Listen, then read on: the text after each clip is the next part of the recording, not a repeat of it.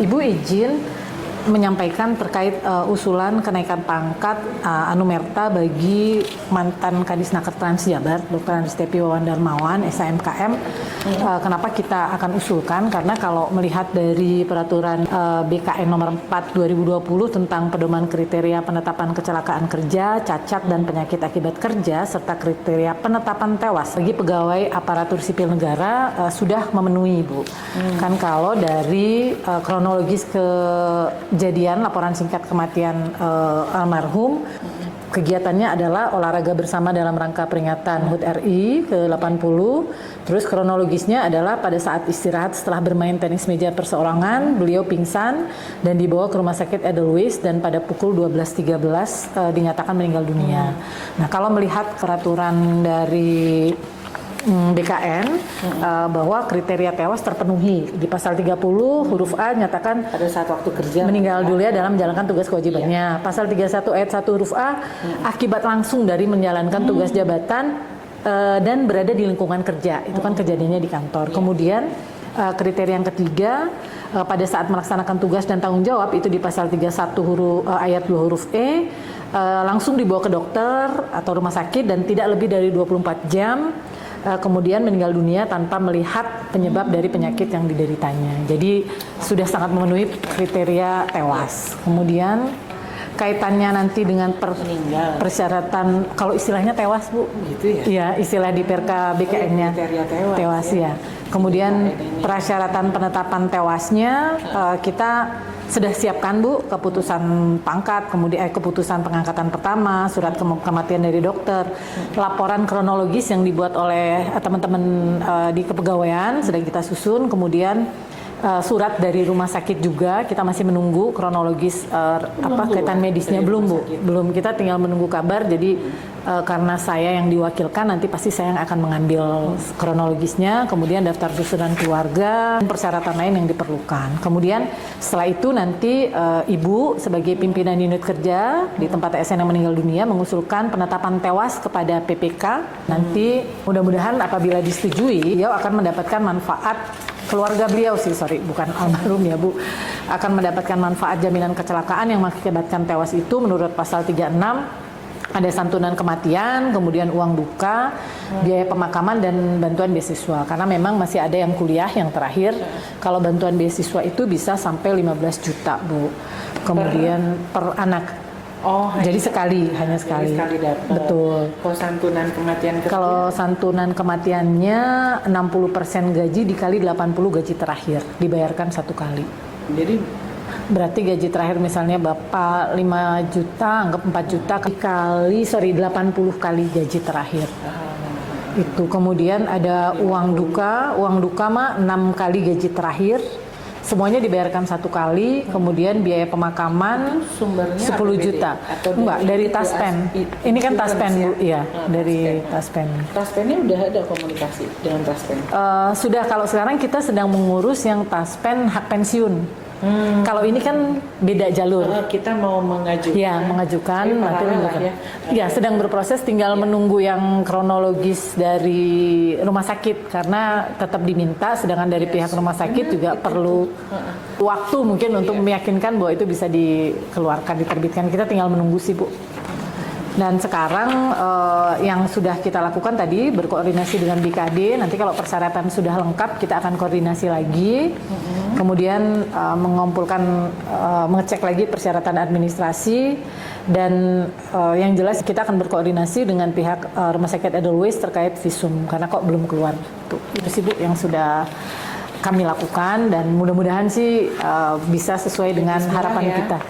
Karena itu sudah terpenuhi unsur haknya gitu ya. Itu saja, Bu. Terima kasih, Bu, atas waktunya. Makasih, Bu. Bismillahirrahmanirrahim. Assalamualaikum warahmatullahi wabarakatuh. Pertama-tama marilah kita panjatkan puji syukur kehadirat Allah Subhanahu wa taala sehingga pada hari ini kita bisa berkumpul dalam keadaan sehat walafiat untuk mengikuti sharing session terkait penerapan sistem merit dan manajemen talenta ASN di Provinsi Jawa Barat. Terima kasih atas kehadiran Akang Teteh memenuhi undangan dari saya terkait sharing session ini gitu, karena teman-teman kebetulan kan baru bergabung di Disnaker Trans tahun ini ya. Jadi mudah-mudahan informasi ini bisa memberikan gambaran apa sih what to do, apa yang harus dilakukan, apa yang harus kita siapkan untuk bisa bekerja lebih optimal. Kalau kaitannya sistem merit dan manajemen talenta, ini ada beberapa dasar hukum yang jelas. Pertama merujuk ke Undang-Undang Nomor 20 Tahun 2023, Junto Undang-Undang Nomor 5 2014 tentang Aparatur Sipil Negara, kemudian juga PP Nomor 11 Tahun 2017 tentang manajemen PNS, kemudian Peraturan Menteri di bawahnya, dan juga Pergub Jabar Nomor 69 Tahun 2020 tentang manajemen talenta pegawai negeri sipil khusus di lingkungan pemerintah daerah Provinsi Jawa Barat. Nah, sebelum bicara kaitan sistem merit Provinsi Jawa Barat dan juga manajemen talenta, sepertinya Akang Teteh juga perlu cukup mengetahui 8 aspek dalam manajemen ASN. Jelas pasti pertama perencanaan kebutuhan, kemudian pengadaan, penguatan budaya kerja dan institusi, pengelolaan kinerja, pengembangan talenta karir, pengembangan kompetensi, pemberian penghargaan dan pengakuan, dan pemberhentian. Di situ seperti siklus ya yang melingkar, dan nanti akan terlihat nih di mana sih si merit system dan manajemen talenta itu. Nah, mungkin kalau teman-teman ada yang udah tahu belum merit system itu apa? Belum ya. Jadi merit system itu bagaimana pengelolaan ASN sekarang betul-betul berdasarkan kinerja, bukan berdasarkan dia anak siapa, dia lulusan mana, tetapi bagaimana kinerja dan potensinya untuk dalam melaksanakan pekerjaan sehari-harinya. Lanjut ya. Kemudian kalau bercerita tentang implementasi sistem merit di lingkungan pemerintah daerah Provinsi Jawa Barat, itu sudah dari tahun 2019. Bisa dilihat penilaian dari Komite ASN Aparatur Sipil Negara ya, bahwa alhamdulillah semakin kesini semakin meningkat dengan semakin disempurnakannya, baik dari sisi aplikasinya, kemudian juga dari sisi regulasinya yang terus dikembangkan menyesuaikan dengan kebutuhan yang ada dan dinamika yang terjadi di Provinsi Jawa Barat khususnya. Kita masuk nih ke manajemen talenta Provinsi Jawa Barat. Wah, kalau lihat di sini bahwa manajemen talenta Provinsi Jawa Barat itu betul-betul sudah terpetakan mulai dari sisi kiri teman-teman ya, bahwa bagaimana kita merencanakan kepegawaiannya, melihat dari prioritas pembangunannya, kemudian visi misi tujuan, kemudian di akuisisi melihat jabatan kritikal yang diperlukan, analisis kebutuhan, terus bagaimana strategi akuisisinya, pemetaan talenta, kemudian kelompok rencana suksesi dan pencarian talenta. Pencarian talenta itu bisa eksternal maupun internal. Kalau eksternal itu selain CPNS dan P3K, Pemprov Jabar juga ada mutasi eksternal atas permintaan sendiri atau talent scouting. Jadi sudah jauh lebih terbuka untuk ke orang lain dari luar, dan kalau dari sisi internal pastilah retribusi pegawai dan juga mutasi internal atas permintaan sendiri. Jadi kadang-kadang ada yang memang pengen pindah untuk supaya lebih produktif, supaya lebih fokus, jadi pindah ke kantor yang lebih dekat dengan domisili. Nah, yang mungkin tapi kan tetap ada syarat-syarat yang harus dipenuhi bagaimana itu bisa tercapai.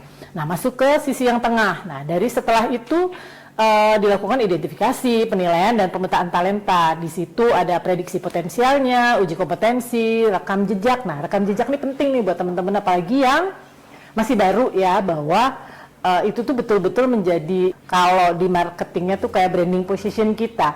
Ketika di awal kita take position yang mungkin salah, itu akan melekat meskipun kita sudah berusaha memperbaiki. Makanya bukan berarti tidak menjadi diri sendiri ya, tetapi maksudnya kalau kita bisa profesional, bisa menyiapkan diri dengan baik, brandingnya yang seperti itu sampai nanti udah mau pensiun pun orang, oh Teh Ega mah yang nggak pernah telat apa, itu tuh akan melekat terus gitu. Atau sebaliknya misalnya, oh Teh Indri mah udah sukanya apa ngilang-ngilang gitu. Nah itu tuh akan melekat gitu loh, hal-hal seperti itu ya.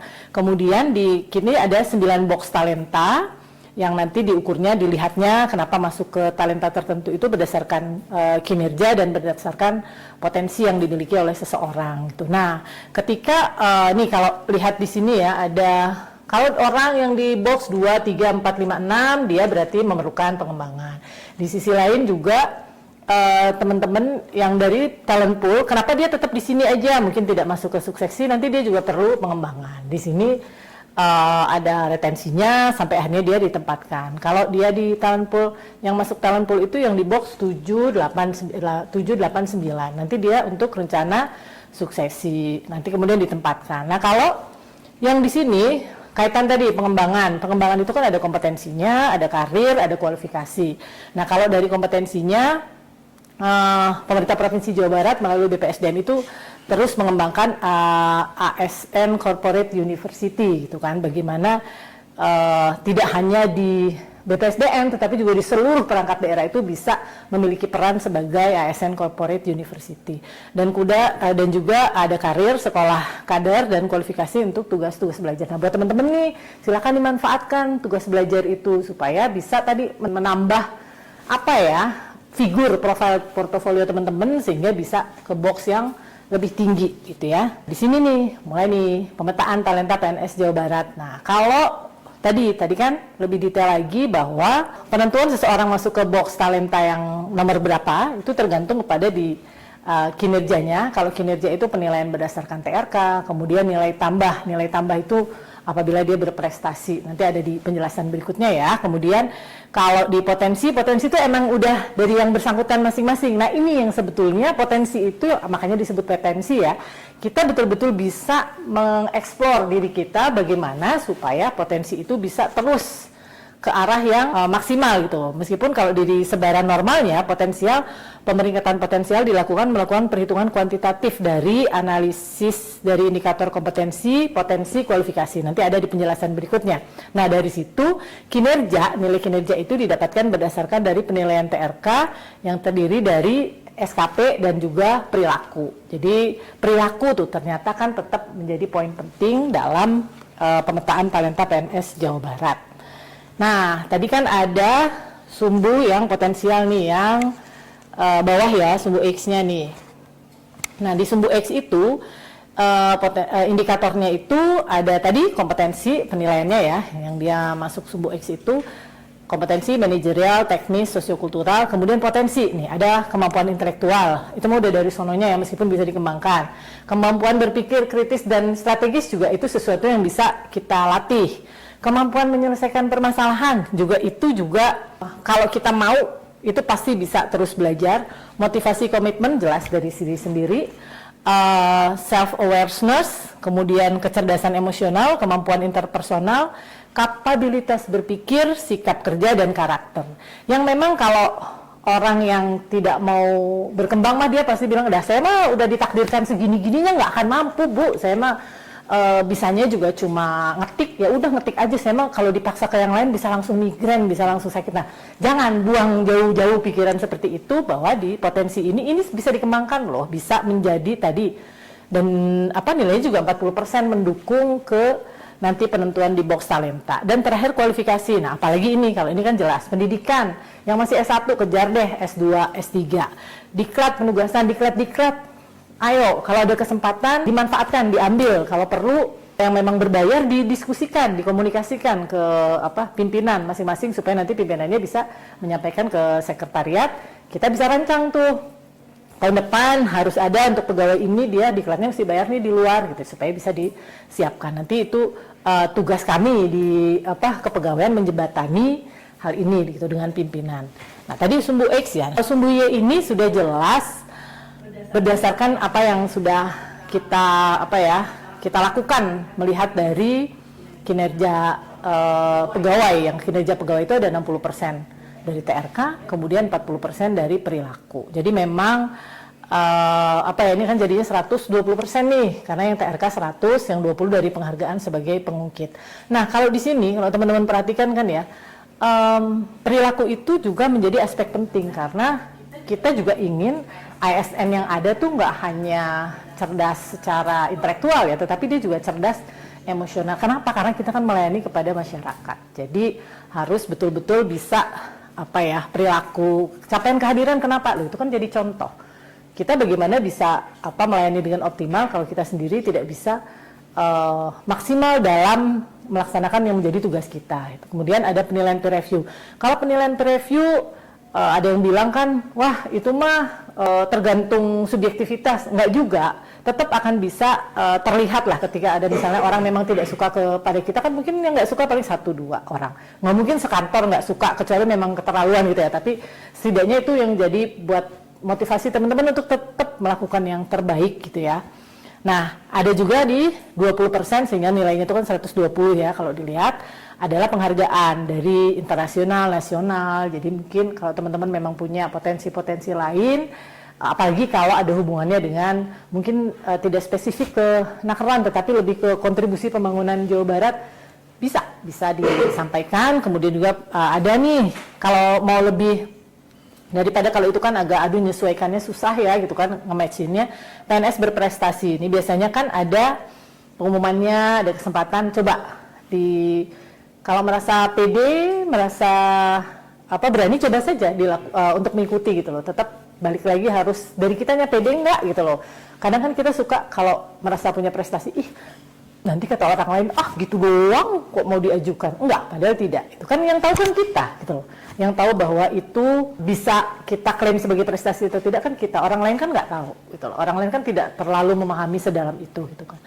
Ini kemudian juga ada employee of the month. Ini jadi kalau employee of the month itu banyak indikator penilaiannya yang mulai dari ini semua sih memang terkait sehingga akhirnya dia bisa menjadi kandidat employee of the month.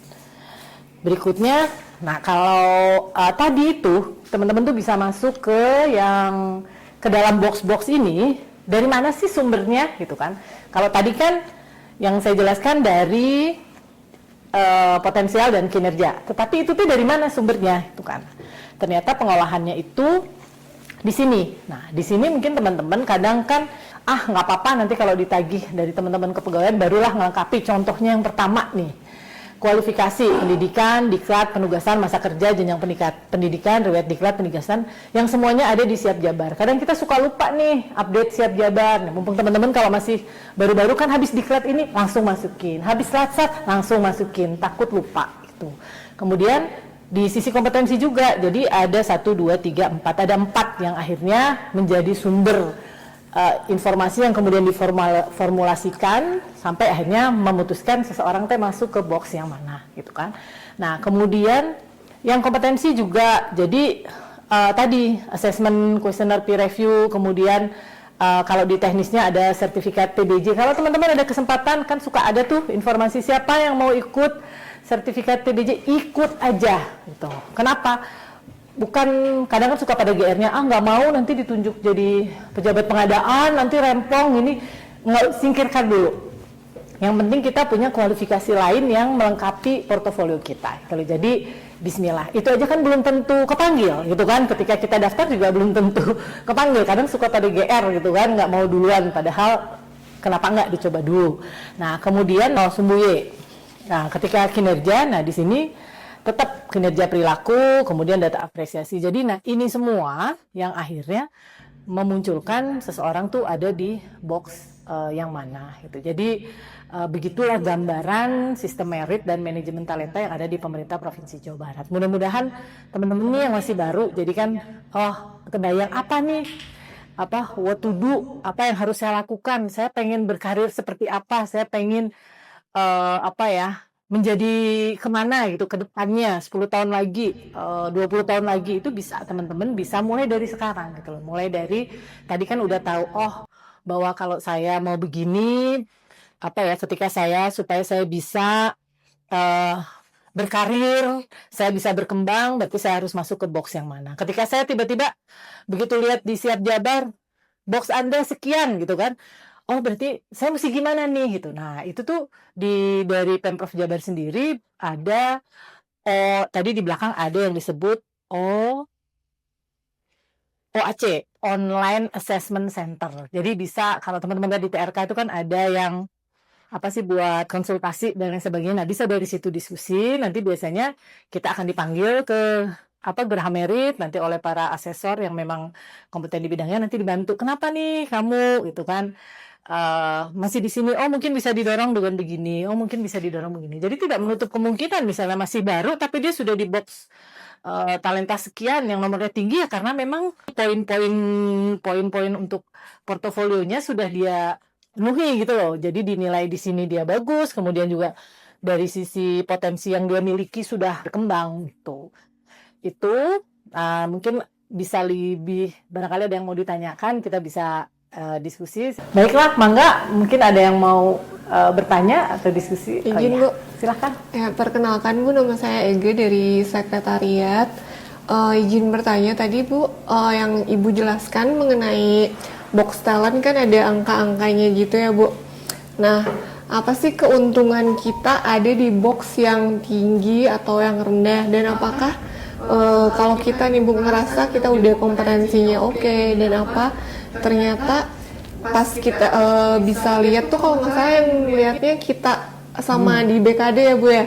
Nah kalau misalkan ternyata kita merasa box kita tuh kok di situ gitu, apakah kita bisa konsultasi ke sana, dan keuntungannya apa aja yang bisa kita dapetin kalau berada di box yang tinggi, atau ada punishment apa kalau yang kita ada di box yang rendah gitu. Terima kasih. Wassalamualaikum warahmatullahi wabarakatuh. Waalaikumsalam warahmatullahi wabarakatuh. Terima kasih. Apa sih untungnya kalau saya ada di box yang tinggi? Jelas pasti dia yang di 789 dia akan masuk di talent pool. Talent pool itu tadi tidak hanya berbicara kaitannya suksesi ya, karir. Sudah jelas, kalau karir sudah jelas lah. Jadi kalau teman-teman punya bayangan mau jadi apa, oh berarti saya harus mencapai ke box 7, 8, 9 minimal itu. Kemudian yang kedua, dia juga bisa di pengembangan. Nah, karena dia ketika masuk talent pool itu kesempatan untuk pengembangan juga banyak. Mulai dari di sini ada kaitan nanti retensinya, penempatan, pengembangan itu tadi ini dia akan menjadi dapat lebih banyak kesempatan, lebih banyak keponten. Biasanya misalnya ada diklat apa, pasti yang dicari dari box yang tadi 7, 8, 9 gitu. Atau mungkin misalnya untuk pelatihan yang lebih sifatnya lebih strategis, misalnya pelatihan kepemimpinan, baik administrator maupun pelatihan kepemimpinan nasional, itu dari box-box yang tinggi. Nah itu. Terus tadi, saya mau merasa sebenarnya pede, harusnya saya di box 7, tapi kok ternyata saya adanya di box 5 nih, gimana sih Bu? Gitu kan. Memang itu kan tidak bisa dari persepsi kita sendiri. Makanya tadi kan untuk melihatnya juga sumber data formulasinya juga banyak nih yang bisa dilihat. Nah, tadi ketika teman-teman ngerasa saya kok merasa kompeten tapi kok enggak, nah itu bisa nanti di konfirmasinya, mungkin bisa dikonfirmasinya dengan teman-teman di BKD. Ya tadi ada di online assessment center yang juga, atau teman-teman bisa konsultasi dengan para asesor, dan juga nanti di BKD diarahkan nih mau coaching ke siapa gitu kan, nanti diarahkan nanti apakah bentuknya coaching atau mungkin langsung datang mentoring ke gerah merit gitu. Nah di situ nanti dibantu nih teman-teman untuk bisa supaya kamu bisa masuk ke box yang lebih tinggi, nanti begini caranya begini. Nah berarti nanti tinggal bisa lapor juga ke pimpinannya, dan juga pimpinannya, dan diskusi dengan di tim kepegawaian bahwa kita habis konsultasi ini begini-begini, ternyata arahannya harus ada mungkin ikut diklat apa, terus atau mungkin bisa sekolah. Berarti kalau saya harus sekolah lagi kan harus dirancang dari tahun sebelumnya, karena harus didaftarin dulu nih. Kalau sekarang kan kalau untuk pendidikan lanjutan juga harus kita daftarkan dulu di sistem di BKD untuk melihat apakah memang sesuai dengan kebutuhan pemerintah Provinsi Jawa Barat atau enggak. Jadi gitu. Untuk kaitan kalau yang tadi nilai tinggi apa untungnya, tadi jelas pasti banyak lah kesempatan dan peluang untuk berkembang baik dari sisi karir maupun dari pengembangan diri sendiri. Nah tadi kalau ternyata merasa kok saya udah tinggi tapi saya sudah gini kok ternyata di boxnya segitu-gitu aja gitu. Nah, itu bisa diskusi, bisa konsultasi dengan teman-teman tim BKD. Nanti pasti dibantu. Dan setahu saya sih tidak ada hukuman ya, gitu kan. Justru menjadi tantangan bagi organisasi untuk bagaimana teman-teman yang misalnya di box 1 gitu kan, bisa dia akhirnya ke box yang lebih tinggi. Gitu. Terima kasih Bu. Dari penjelasan tadi ada yang ditanyakan, feel free untuk menghubungi saya, nanti kita bisa diskusi. Kalaupun saya tidak bisa membantu, nanti pasti kita sama-sama dengan teman-teman di BKD yang lebih paham dari sisi regulasi dan implementasi kebijakannya. Itu saja. Baiklah teman-teman semua, Kang Teteh, terima kasih nih sudah meluangkan waktunya. Mudah-mudahan pertemuan ini bermanfaat dan bisa menambah wawasan, juga menambah buat saya terus menambah pengalaman untuk mengasah pengetahuan dan update informasi terkini terkait kepegawaian. Sekali lagi terima kasih. Selamat melanjutkan tugas lagi. Assalamualaikum warahmatullahi wabarakatuh. Izin Bu, permisi Bu. Oh ya, silakan. Ini Bu, saya mau nanyain Bu terkait dengan SKP saya Bu. Kok dinilainya ini kok agak turun Bu. Perasaan saya kinerja saya bagus Bu selama ini. Terus kenapa kok nilai saya seperti ini ya Bu ya?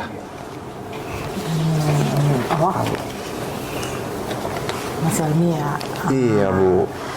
Mas Helmi, jadi kalau penilaian SKP itu merupakan akumulasi dari apa yang dilakukan Mas Helmi selama 3 bulan ini untuk yang triwulan kedua ya. Oh, turun dari yang triwulan pertama. Iya. Baik.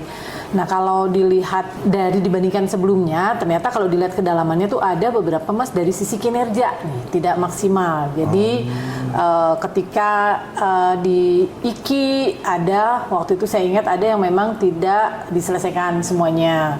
Tapi bulan berikutnya baik. Nah, itu ternyata akhirnya berpengaruh terhadap penilaian SKP ini gitu. Jadi kalau dilihat dari sisi regulasi kan memang bahwa kalau pelaksanaan kinerja, penilaian kinerja itu ada mulai dari harian, bulanan, triwulanan, semesteran. Jadi mungkin kalau di sini kasusnya adalah mungkin Mas merasa selama ini saya kalau diakumulasikan oke gitu kan.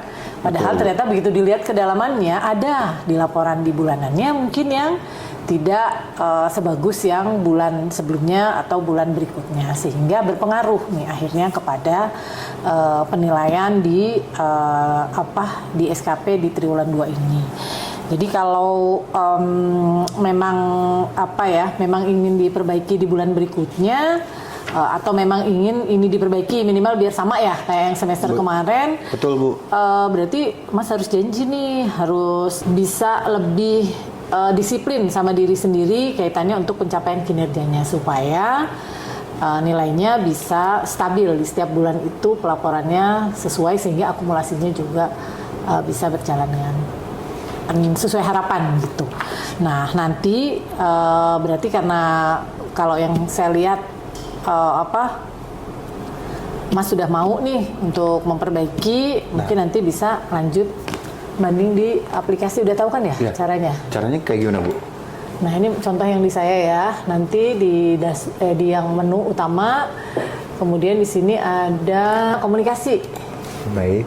Nah masuk ke banding kinerja. Nah nanti tinggal diisi jenisnya apa, lain-lainnya. Berarti di sini kan kaitannya SKP, periode berapa. Berarti periode yang akhirnya berarti Juli ya, berarti ya, misalnya karena posisi terakhir triwulan 2 nanti dimasukkan judulnya. Nah, nanti setelah mengajukan tunggu saja hasilnya karena yang memutuskan bukan Ibu tapi Bu Kadis, Ibu PLT selaku atasan penilai. Jadi tetap berproses. Ya mudah-mudahan saja beliau juga sependapat dengan argumen alasan yang nanti saya berikan di catatannya. Jadi bisa nanti nilainya sesuai dengan harapan. Itu sukses ya. Baik Bu. Depannya. Ya, Baik. Terima kasih Bu. Ya. Baik Bu, terima kasih untuk waktunya. Izin melaporkan terkait usulan jenis hukuman disiplin terhadap Saudara Endi Suhendi, Esos MH. Beliau adalah Javung Pengawas Ketenagakerjaan di UPTD Wasnaker Wilayah 2 dan beliau secara kasus itu dari kasusnya itu golongan 4A Bu, Madya beliau. Jadi kasusnya secara kronologisnya itu adalah kita mendapatkan surat dari kementerian, ada poin di situ menyebutkan bahwa ada pegawai dengan nama tersebut sudah disebut namanya melakukan pelanggaran, maksudnya melakukan tindakan yang tidak sesuai dan agar diproses. Jadi setelah itu kemudian berproses mulai dari di internal UPTD 2, kemudian internal bidang pengawasan sampai akhirnya sepakat atas arahan Nah, pengawas mah yang melakukan evaluasinya kementerian langsung. enggak sih Bu, dari kita. Ini mah hanya berarti hanya Karena ada aja. laporan, betul. Kemudian kita akhirnya melakukan klarifikasi informasi, memanggil yang bersangkutan pada tanggal 25 Oktober 2024 dan menyampaikan berita acara ke BKD tanggal 28 Oktober. Kalau melihat dari PP Peraturan Pemerintah Nomor 94 2021 tentang disiplin pegawai negeri sipil dan juga Peraturan BKN Nomor 6 2022 tentang Peraturan Pelaksanaan PP Nomor 94 Tahun 2021 tentang disiplin PNS, memang ada kewajiban yang dilanggar oleh beliau, yaitu kita harusnya menolak segala bentuk pemberian yang berkaitan dengan tugas dan fungsi kecuali penghasilan sesuai dengan ketentuan peraturan perundang-undangan. Jadi di situ kita akan mengusulkan kepada BKD terkait proses hukumnya, meskipun hukumannya apakah dia ringan, sedang atau berat. Kalau melihat dari sisi regulasi pasti sudah keberat. Cuma kalau selama ini yang kalau terkait hukuman disiplin biasanya kita selalu menyerahkan kepada lembaga yang terakhir yang memutuskan. Jadi kita tidak ada proses memutuskan. verifikasi dulu, maksudnya dipanggil dulu. Ada. Ya, nanti pasti akan ada proses verifikasi dari BKD. Jadi kita biasanya hanya di surat itu kita akan menyampaikan bahwa untuk diproses lebih lanjut. Itu Bu kaitan dengan usulan jenis hukuman disiplin terhadap saudara Endi, satu orang Bu. Demikian Bu, terima kasih. Baiklah rekan-rekan, tadi kita sudah membahas ya terkait persiapan kita dalam berpartisipasi untuk kirap di peringatan Hari Ulang Tahun Jabar ke-80. Nah, mumpung kita sedang ketemu nih, ada yang ingin saya share terkait habis dengar berita, ada berita bahwa ada di salah satu kabupaten di Sulawesi ada oknum bagian kepegawaiannya nih di sekretariatnya nih yang melakukan pungli untuk kenaikan pangkat. Jadi kalau mau naik pangkat, bisa naik pangkat segera asal membayar dengan sejumlah tertentu. Padahal sebagai PNS, sebagai ASN kita kan tahu bahwa pungli itu merupakan salah satu dari sekian banyak larangan yang tidak boleh kita lakukan. Apalagi kalau ada dampaknya merugikan negara gitu loh. Karena kan pasti biasanya kalau udah pungli itu udah hanya memikirkan untuk kepentingan diri sendiri dan itu salah satu bentuk korupsi. Itu selama ini kan kita selalu melihatnya korupsi itu yang markup kegiatan atau bentuk korupsi lainnya yang jelas yang mungkin kita nggak sadari juga datang terlambat atau mungkin memanfaatkan fasilitas kantor tapi buat saya kebetulan jualan online di rumah, nah, bisa pakai printer kantor kan, warna, kertasnya gratis buat bikin. Nah, itu juga harus kita hindari. Jadi mengingatkan apalagi kita di kepegawaian itu kan sangat rentan, mulai dari naik pangkat kan, kemudian ada yang tiba-tiba dia perlu untuk izin belajar atau mungkin dia mau cuti, buru-buru, pengen biar prosesnya cepat dibantu atau kadang-kadang mau uji kom biar bisa lulus, padahal kan bukan kita yang menentukan. Nah, itu memang menjadi celah. Gimana cara menghindarinya ya? Kalau kita profesional, kita ingat bahwa tugas kita memfasilitasi yang memang tidak berbiaya ya jangan diada-adain bahwa itu ada biayanya. Toh kita sudah ada fasilitas dari kantor untuk ke BKD, tinggal bilang kan bahwa nanti diantar ke BKD. Atau kalaupun tidak, misalnya ada yang kaitannya koordinasi telepon WA kan pakai wifi kantor gitu. Jadi kalau kaitannya dengan berbicara regulasinya sih kalau dari sisi peraturannya kan memang peraturan pemerintah 94 2021 tentang disiplin pegawai negeri sipil itu sudah mengatur cukup jelas apa yang jadi kewajiban kita dan apa yang larangan kita, termasuk kalau yang dekat dengan kita adalah ya tadi pungutan liar. Itu saja sih teman-teman, sedikit tambahannya. Terima kasih atas waktunya. Mari silahkan melanjutkan aktivitas kembali. Terima kasih.